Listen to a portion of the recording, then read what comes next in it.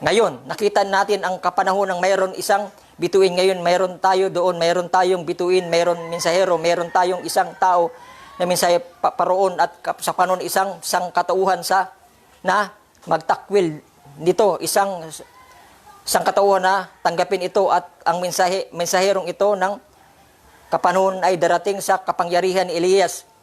Iyan tama at siya ay ipananauli sa pananampalataya at kabaltaan pabalik sa kanilang ama, ang kanilang mga ama, dahil ang lahing Pentecostal na iniwan pabalik sa totoong apostolic na pananampalataya, no? Apostolic na pananampalataya. Wag mo maraming apostolic na pananampalataya ngayon, pero nire-reject nila ang guide. Tandaan mo, hindi dumating ang propeta, no? Para hanggang pag-rapture ay talikuran ito at sabihin nyo, ito na kasi ang bagong kapahayagan ngayon, no? Ito na kasi ang tinatawag nila na progressive revelation. Nakalagay pa sa church nila. Jesus Christ, End Time Message Ministry, Progressive Revelation, Rock of Revelation. Kailan naging bato ang isang kapahayagan na kahit nga ang Diyos mo, hindi mo maitulay, hindi mo paniwalaan na siya, si Jesus Christ ay ang Panginoon Jesus Kristo na siyang nag-iisang Diyos. Hinahanap mo ang pangalan ng Ama. Pinapakilala sa iyo, Panginoon Jesus Kristo. Hindi ba malinaw? Panginoon siya. Anong pangalan? Jesus Kristo. No? Wag mong at itong pangalan na to, salita yan. Kasunduan yan. Saan yan dinadala sa atin? Tandaan mo, ang asawa ko ay Carla Pozon. Ano dinugtong? Salazar. No? At ako ang totoong Salazar. Si Jesus Christ ay napako sa krus ng Kalbaryo. No? Tinusok kanya ang tagiliran. At ang kasunduang yan, tinanggap natin at namuhay tayo at sinundin natin ang guide ng Banal na Espiritu at mga salita natin narinig sa pamamagitan ng kanyang gabay sa ating kapanahunan. Tayo'y tinawag na mga nobya ni Kristo at ano ang pangalan natin? Mrs. Jesus Christ. Amen. Dahil ang salita, yung pangalan na yan, ayan ang salita na ating tinanggap. No? Kunin natin ang anong purpose ng pangalan na yan, kundi kasunduan. At yung salita na yan, makapangyarihan. Yung salita na yan ay nandoon na bago pa si Abraham. Ang salita na yan, bago pa may patagdag siya ang lumikha ng langit at lupa. No? Ang salita na yan, dahil sa salita na yan, at ang salita na yan, kahit tanggapin mo man ang salita ng katotohanan o hindi, i-reject mo man, magpapatuloy ang salita na yan. At ang salita na yan, pag hindi mo tinanggap, siya rin ang salita ng hahatol sa iyo sa huling araw. Yang salita ng inyong narinig, siya rin ang hahatol sa iyong huling araw. Tandaan nyo yan. No? Pabalik sa kanilang mga ama. No? Ano yun? Buksan natin ang John 10:10. Pray ng Panginoon. Juan, Gis.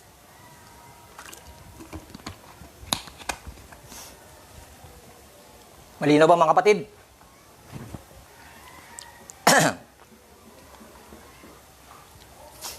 John 10:10. Nabuksan na. John 10:10. Sabi rito, hindi pumarito ang mangnanakaw kundi upang mangnakaw at pumatay at pumuksa. Ako'y pumarito upang sila'y magkaroon ng buhay. No? At magkaroon ng kasaganaan ito sa pamamagitan ng salita.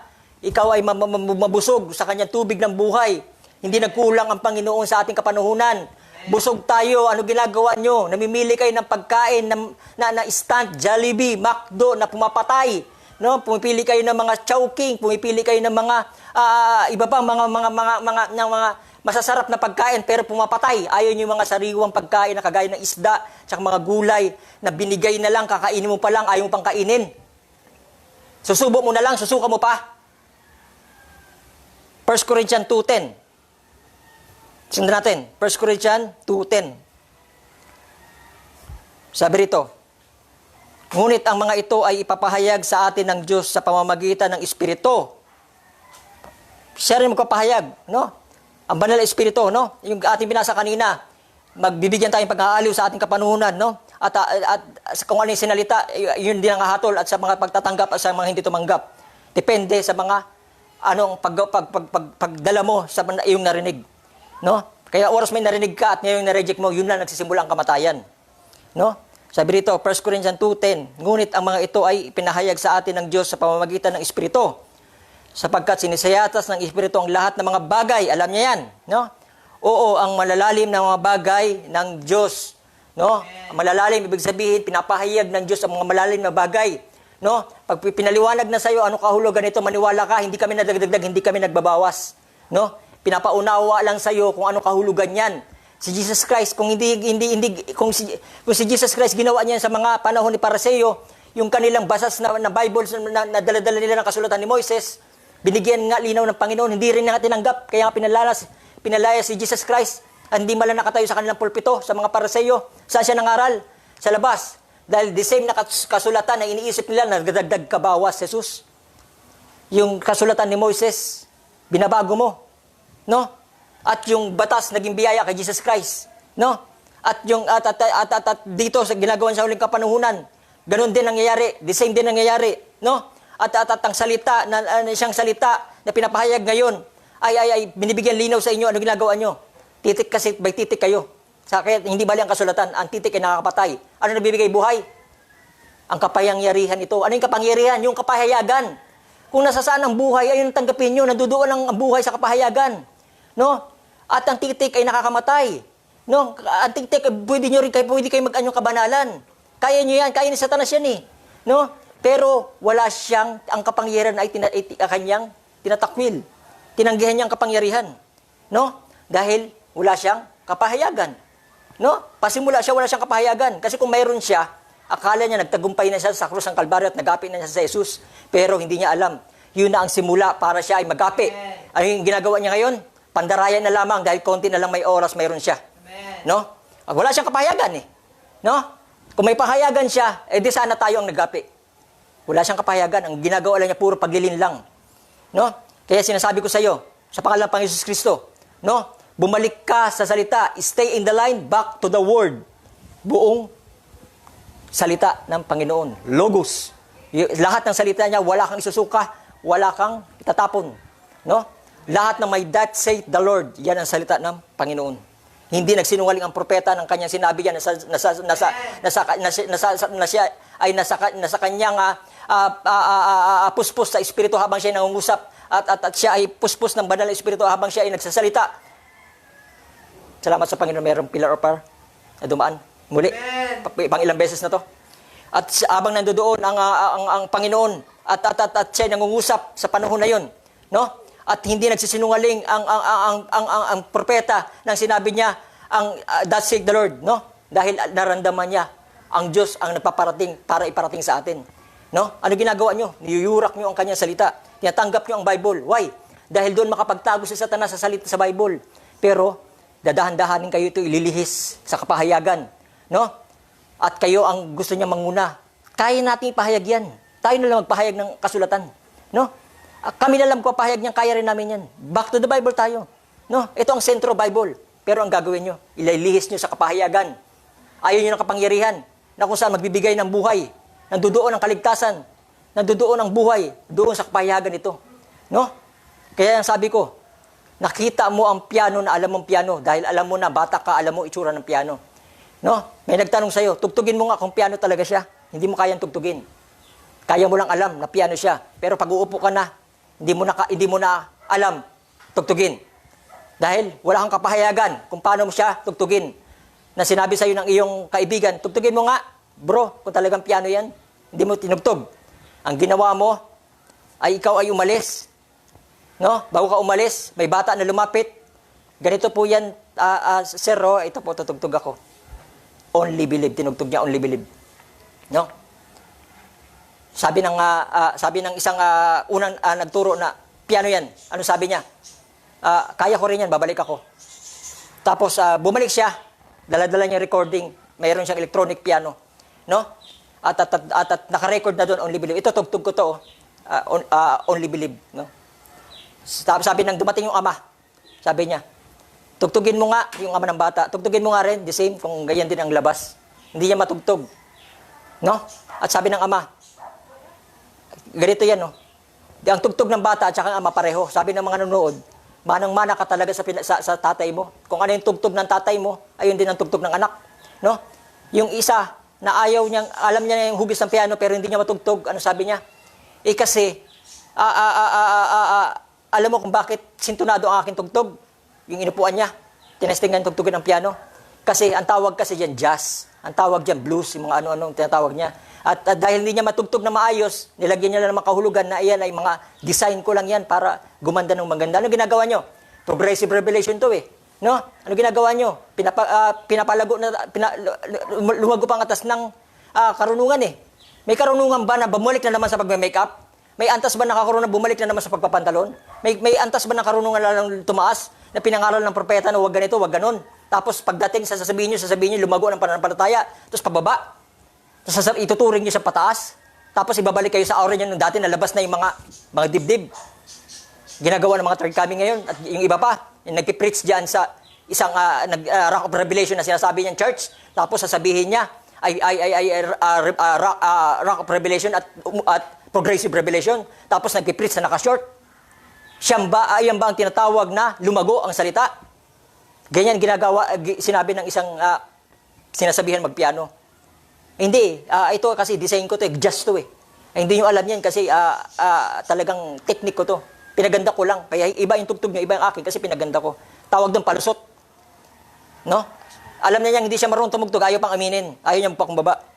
Alam lang niya hugis ng piano, alam niya hugis ang salita ng Panginoon, alam niya ang Bible. Pero wala siyang revelation kung paano tugtugin to. No? Unawaan nyo? Ngunit, mga ito ay ipapahayag sa atin ng Diyos sa pamamagitan ng Espiritu sapagkat sinisiyasat ng Espiritu ang lahat ng mga bagay. Oo, malalalim na mga bagay ng Diyos. No? Sundan natin sa John 10:9. Ako ang pintuan. No? Sino ang pintuan? Yung salita. Ang sino mang taong pumasok sa akin ay siya'y maliligtas. Saan? Pumasok. Sa salita ng iyong narinig, ng iyong mga tenga. No? Pag sino pumasok at mananampalataya din ay maliligtas at papasok at lalabas at makakasumpong ng pastulan, no? 'Di ba? Buksan pa natin ang John 3:36. John 3:36. Sabi rito, ang sumampalataya sa anak ay may buhay na walang hanggan, no? Huwag kayo masyadong literal. At ang anak ay ibig sabihin ng anak, tandaan nyo, ang masunurin sa salita, no? Pag kayo maging masunurin sa salita, kayo ay anak, matatawag din anak. Ang masumampalataya sa salita, tandaan nyo, ang salita ay Diyos. Ang salita, no? 1:1:1, no? Ang salita ay nahayag sa laman, no? Ang sumampalataya sa anak ay may buhay na walang hanggan, no? Sa salita 'yon, no? Ngunit ang hindi tumalima sa anak, sa salita 'yon, ay hindi makakakita ng buhay, kundi ang puot ng Diyos ay sumasa Kanya. Sundan natin sa John 15:6, no? Para mayroon tayong katunayan at mayroon tayong pundasyon. Kung aking ba sinasabi ay aking sarili lamang. John 15:6. Kung ang sino man ay hindi manatili sa akin ay siyang matatapong katulad ng mga sanga at matutuyo at sa mga tipunan at mga ihagi sa apoy at mga susunog. Ano raw? Ulitin natin. Kung ang sino man ay hindi manatili sa akin, saan? Sa salita, no? Tanda natin ang titulo, no? Patnubay sa bawat salita, sa bawat panahon, no? Ang hindi manatili diyan, matutuyo, no? Wala ka ng direksyon, no? At hindi mo na alam kung akala mo ikaw ay tama. Pero dahil sa patnubay, print ng meron tayong pinaka-patnubay sa panahon at mahayag na ikaw na sa kamalian, no? Tama, sentro ang Bible. Pero ang Bible ng Panginoon ay hindi natatapos hanggang ngayon. Sabi ng Panginoon, ang banal na kasulatan ay lumalakad. Ang banal na Panginoon, Jesus Christ, patuloy na nangungusa sa ngayon. No? Ang kapahayagan ay patuloy nagsasalita sa ating kapanuhunan. No? At binibigyan linaw ang kasulatan. No? At kaya ang kasulatan na to ay hindi lamang sa isang comics, kundi ang comics ay ikaw naging aktor doon sa iyong binabasa. Hindi ka lang nanonood ng sinihan, kundi ikaw mismo ang artista dyan sa sinihan na yan. No? Dahil nakikita mo ng iyong sarili. Sabi rito, tuloy natin. Bukas naman tayo ng quote ng ating propeta uli sa pamagat na exposition, the 7 church age, 5 Pergamos church age. Sabi rito, paanong baga ang sinumang mensahero na pinadala ng Diyos ay maniniwala lamang sa bahagi ng salita at tatanggihan ng iba nito? Ang totoong propeta ng Diyos nitong huling araw ay ipapahayag ang buong salita, no? Kita mo yung ginagawa nyo. Ang lagi nyo lang piniprint sa inyong mga pakipag-usap sa akin tungkol sa patunayan nyo ang si Jesus Cristo ay tao lang, no? Dahil siya ay tumatawag ng Ama, no? Ayaw nyo pumasok sa hiwaga, talagang dyan lang kayo, hindi na kayo umalis. Sinabi ko na ang salita na nahayag sa laman, no?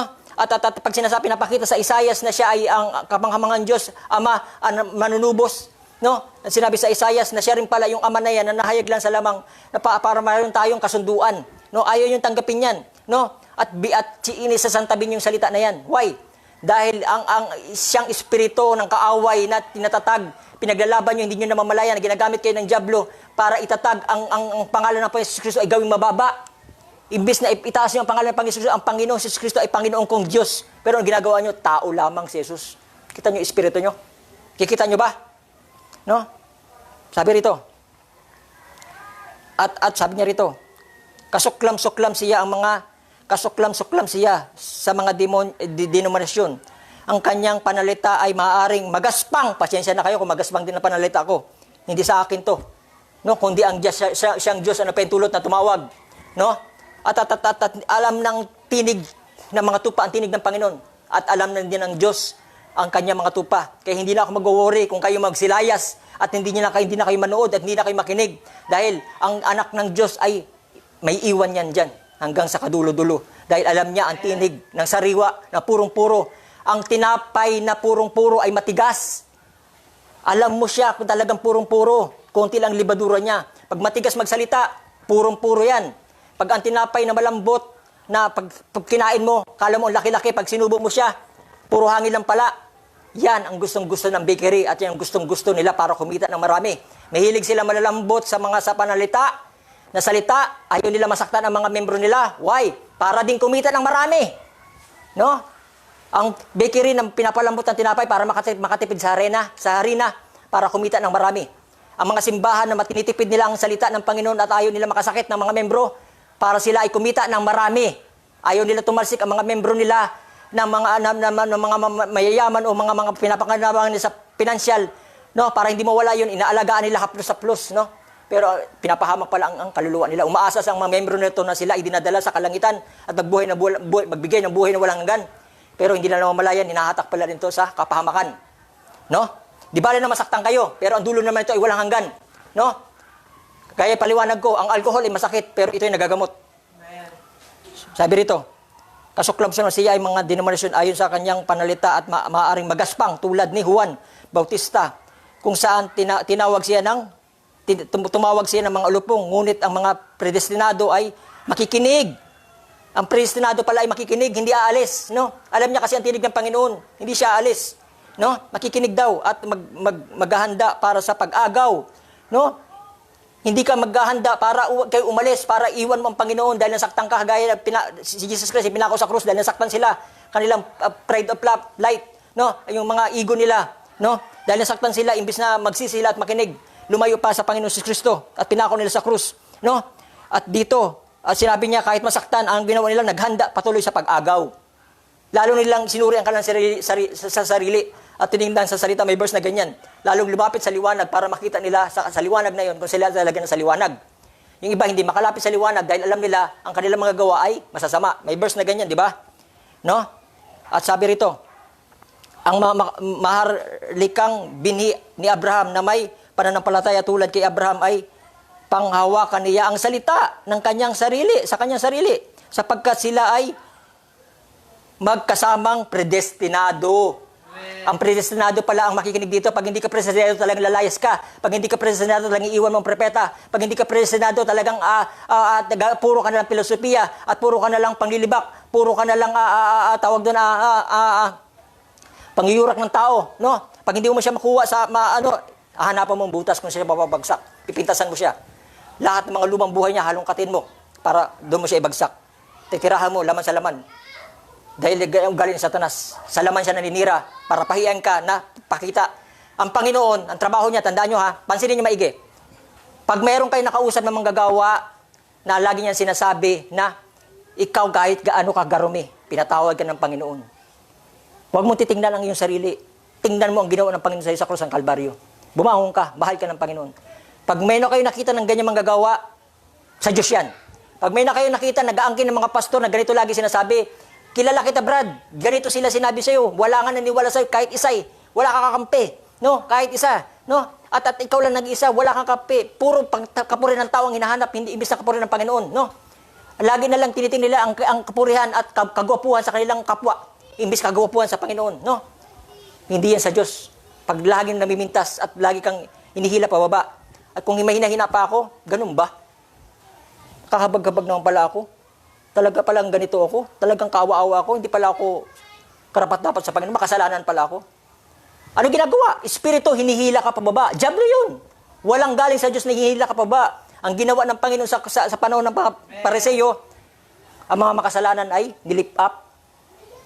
Lumuha pa nga ang ibang alagad dahil hindi nila maisip na sila pala ay karapat-dapat sa harap ng Panginoon Ang mga Pariseo na gantay ng Misaya, nagulat sila, hindi pala sila ang tinanggap. Ganyan nangyayari nyo, masyado kayong panatag. Ang panatag ay nakakasama rin. Kaya nga sabi ng Panginoon, ang mataas, ang nagmamakataas ay binababa. Ang mababa ay tinataas. No? Ano nangyayari sa inyo? Panatag. Ika'y mali.